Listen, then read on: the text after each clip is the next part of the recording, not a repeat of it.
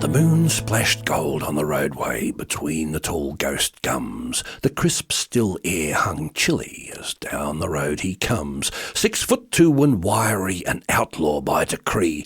The bushranger Fred Lowry, a fully armed Fred Lowry, a determined Frederick Lowry, a desperate escapee.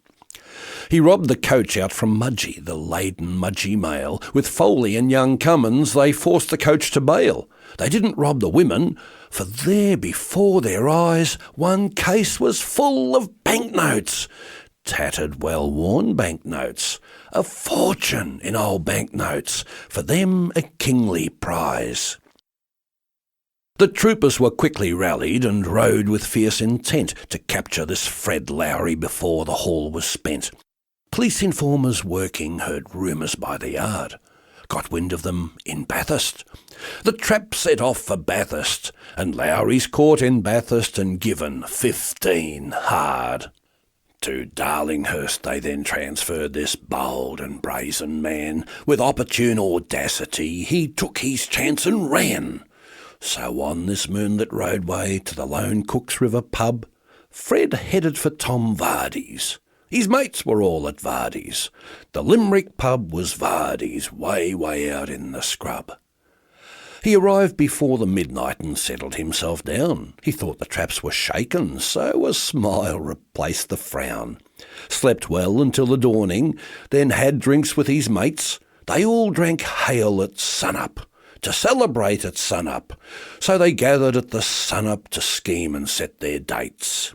But hard on the trail behind him persistently one rode James Stevenson, a sergeant, armed with his specials code.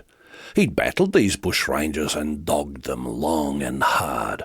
All day Jim rode from Goulburn. A trooper came from Goulburn. This veteran out from Goulburn was held in high regard.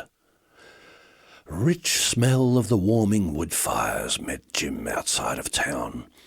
The wintry wind was bracing as cold the sun went down. The hamlet street was empty, folks snug behind their door. He heard the din from Vardy's, peered through a pane at Vardy's, assessed his chance at Vardy's, then burst in with a roar. "In the name of the Queen!" he bellowed.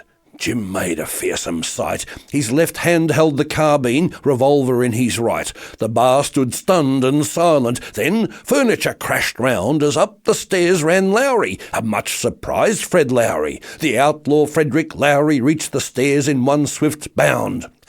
Into his room dashed the felon, that's where he'd make his stand. His belt now held 5 pistols plus a tranter in his hand. "I'll fight you well, you bastard, come on, I'll fight you fair," so challenged Frederick Lowry. A desperate act by Lowry, a cornered Frederick Lowry. Jim heard his brazen dare.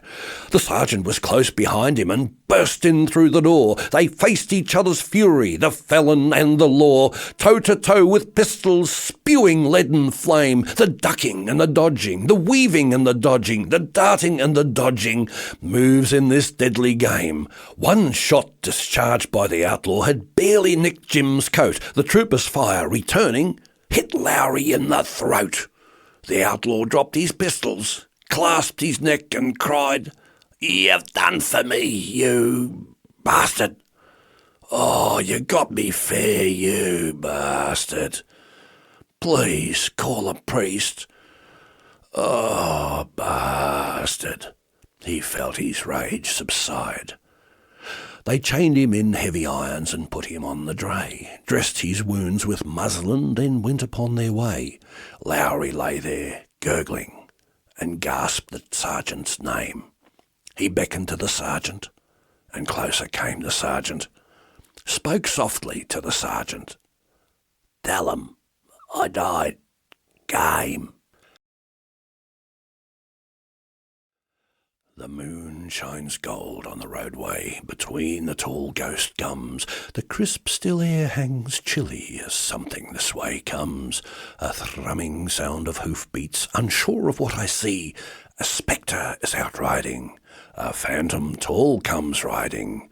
The ghost of Lowry riding. Game as game can be.